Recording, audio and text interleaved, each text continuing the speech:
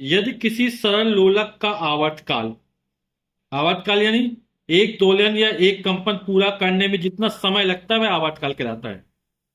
आवर्तकाल उसके गोलक के द्रव्यमान स्मॉल एम, धागे की लंबाई स्मॉल एल तथा गुत्ती त्वरण स्मॉल जी पर निर्भर करता है। तो विमी विधि से आवर्तकाल के लिए व्यंजक प्राप्त कीजिए।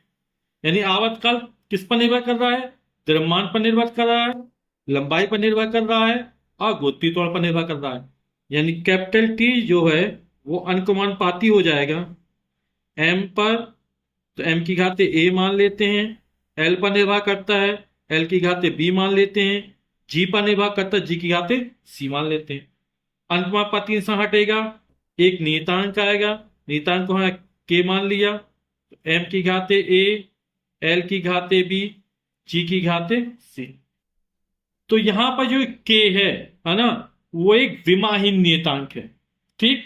अब दोनों पक्षों की विमाएं लिखते हैं। तो जहां कैपिटल के एक विमाहीन नियतांक है, अब दोनों पक्षों की विमाएं लिखते हैं। तो टी क्या? आवर्तकाल। आवर्तकाल की विमा कैपिटल टी होती है। अभी चर्चा की थी कि एक दोलन या एक कंपन पूरा करने में जितना समय लगता है वह आवर्तकाल कहलाता है। और समय यानी कैपिटल टी। के कोई विमा नहीं होती। एम द्रव्यमान, द्रव्यमान की विमा कैपिटल है। घात ए थी, ए लगा दिया। एल क्या? लंबाई, लंबाई की विमा कैपिटल एल, घात बी थी, बी लगा दिया। जी गुरुत्वी त्वरण, गुरुत्वी त्वरण की विमा वेग परिवर्तन की दर को त्वरण कहते हैं ना। तो जो त्वरण की विमा गुरुत्वी त्वरण की विमा होगी। तो वेग बटे समय अंतराल, और वेग की एल टी की पावर -1, और -1 और है तो -2 हो जाएगा की घात सी। यहां पर टी है तो इसको लिख सकते हैं एम की घात 0। किसी की संख्या की घात 0 उसका मान कितना होता है? 1 होता है। एल की घात 0, टी की घात 1। ये हो जाएगा एम की घात ए, एल की घात बी, और टी। यहां पे एम की घात ए, एल की घात कितना हो जाएगा? बी है, और यहां एल है सी, तो बी प्लस सी हो जाएगा यहां पर। ठीक। और टी, टी की घात है -2c। ठीक है। यहां एल की घात बी है, यहां एल की घात सी है। कितना हो जाएगा? एल की घात बी प्लस सी। अब विमी संतुलन के लिए क्या दोनों पक्षों की विमाएं समान होनी चाहिए, तभी हमारा सूत्र सही होगा, है ना। और तभी ये विमी संतुलन में होगा। यानी यहां पर m की घात 0 है तो यहां भी m की घात 0 होना चाहिए। यहाँ l की घात 0 तो यहां भी l की घात 0 होना चाहिए। यहाँ t की घात 1 है तो यहां भी t की घात 1 होना चाहिए, है ना। तभी विमी संतुलन हो पाएगा।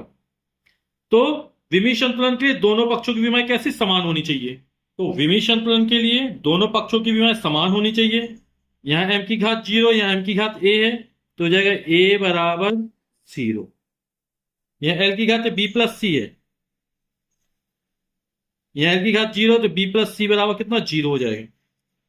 यहाँ t की घात -2c है, यहाँ t की घात 1 है, तो -2c बराबर 1 हो जाएगा। तो c बराबर कितना हो जाएगा? -2 नीचे आ जाएगा, यानी लिख देंगे -1/2। और c का मान उठा के यहां पर रख दो b प्लस सी में। ठीक है।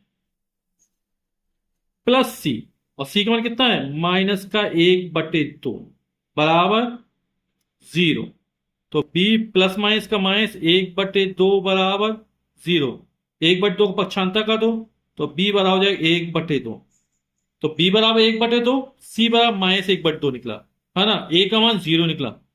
इसको समीकरण में 1 मान लेते हैं। तो a, b और c के मान समीकरण 1 में रखने पर, तो a, b तथा c के मान समीकरण 1 में रखने, इसमें रखने पर, है ना।